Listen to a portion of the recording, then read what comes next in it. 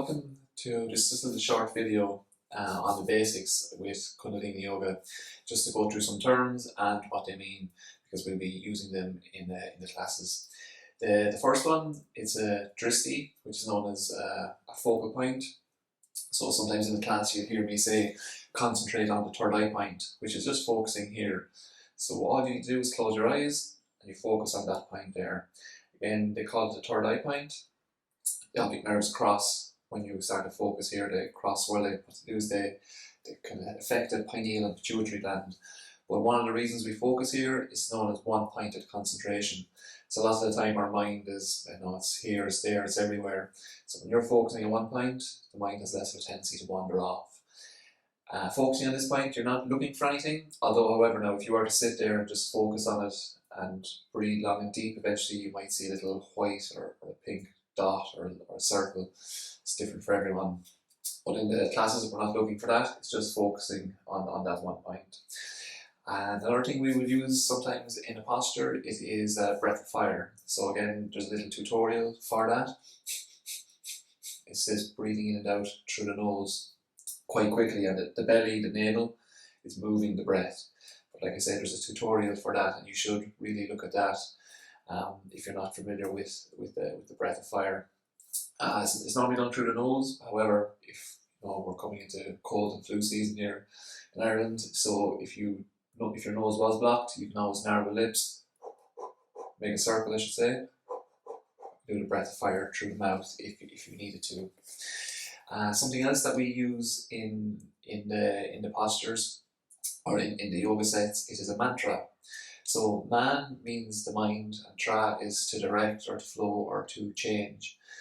And the mantra that we use in Kundalini Yoga, it is Sat Nam, S-A-T-N-A-M.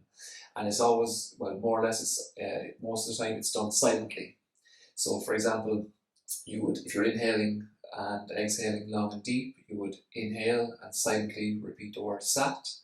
Exhale, you silently repeat the word Nam. Inhale Sat, exhale Nam. And it might be even, let's say you were holding this position here and you were breathing long and deep. You'd be focusing on the third eye. You're inhaling and exhaling, and on the inhale, you silently repeat the word Sat. Exhale, you repeat the word Nam.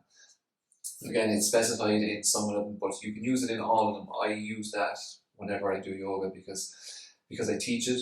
Whenever I'm doing a yoga set myself, I'm always in my mind thinking, how can I teach it better? Or again, I have a very busy mind. So it's a tool to help quieten it down and to rein it in so that your mind isn't, again, as I say, here, there and everywhere.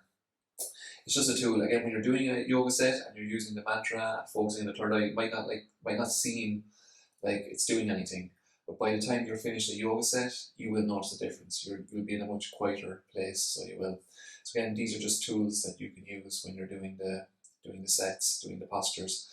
And again, it's a combination of, movement. Let's say, I'm twisting here, I'm focusing on the third eye, I'm paying attention to my breath and the mantra.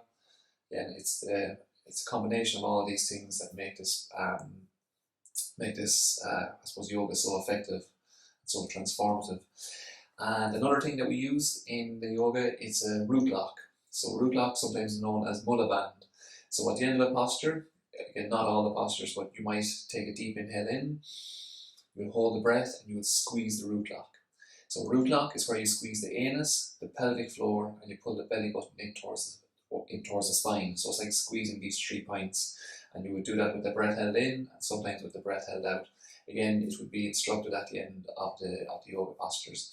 And this root lock, again, it stimulates a bunch of nerves down at the base of the spine that they're connected up into the adrenal glands. So it does have a very calming, grounding effect. They also say it impacts the lower organs in the body, so anything below the diaphragm. And also another thing, energetically, it kind of stimulates the prana and the pana, or the sun, moon, the lunar and the solar energies at the base of the spine. Again, this has caused the Kundalini to awaken and to flow. So there are just a few little things that we use in the yoga sets. Again, like I say, if this is all new to you, don't worry about it. You get used to it very quickly once you start practicing it. So, thank you.